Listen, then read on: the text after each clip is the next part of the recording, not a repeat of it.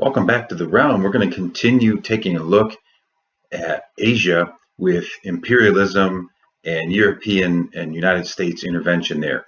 So today we're going to talk about Japan and its modernization process.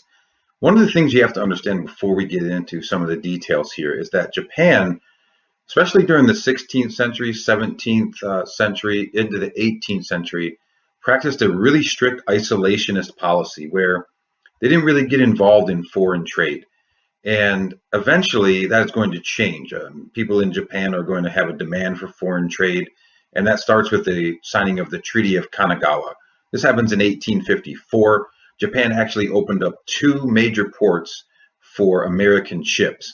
The United States Commodore Perry, Matthew Perry, was a big part of the negotiations in the Treaty of Kanagawa. By 1860, Japan had also made trade agreements with many other nations. We're going to talk about the Meiji reform and restoration. Anger over trade deals actually forced the shogun to step down in 1867, and this ushered in the Meiji era. This is a time of reform started by the first Meiji Emperor Mutsuhito. His goal was to actually modernize Japan with Western-style reforms. By the early 1900s, Japan was industrialized and became a pretty competitive force with the West. Now, once Japan starts to industrialize, then they start to look at expansion, and they really focused on military strength. By 1890, Japan had a formidable navy and a sizable army. In 1894, Japan actually stopped allowing special rights to Western nations, and this meant the loss of extraterritorial rights.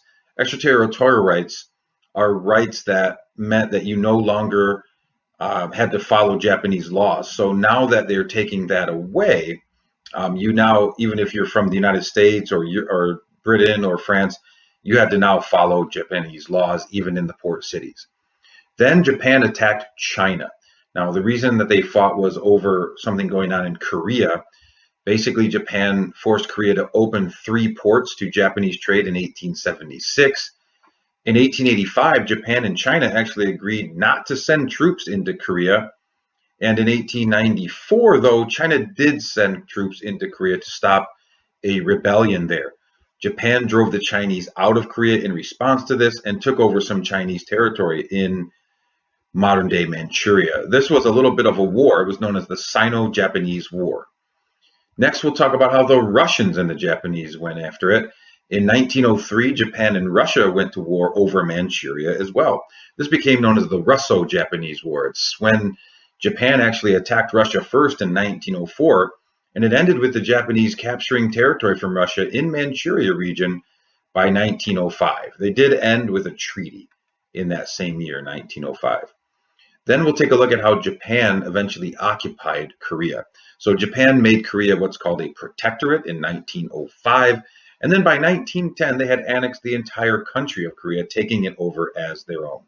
However, in Korea, they ruled with a very harsh manner, which led, as we've seen in many of these nations, led to a growing Korean nationalism, and eventually the Koreans would look to seek independence once again.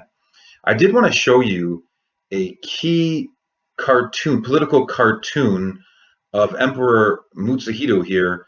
Here it is. There's a lot of inherent racism involved in this, but we'll take a look at it. I mean, this is a controversial topic today, even when you think about, I mean, right now it's, March of 2021, and in the recent weeks, Dr. Seuss has come under pretty heavy criticism for some cartoon drawings that he's had in the past. So this is something that has gone on for a very long time, but I'll read this to you. It says, "War like Japan. Cartoonists often use symbols to identify the countries, individuals, or even ideas featured in their cartoons. Russia, for example, had long been symbolized by a bear, or as a bear by cartoonists. Here, the cartoonist uses a polar bear. Prior to the Meiji era, cartoonists usually pictured Japan as a fierce samurai. Later, however, Japan was often symbolized by a caricature of Emperor Mutsuhito. Here, the cartoonist has exaggerated the emperor's physical features to make him look like a bird of prey." And so you can kind of diagnose that cartoon, but you can see the inherent racism that's there.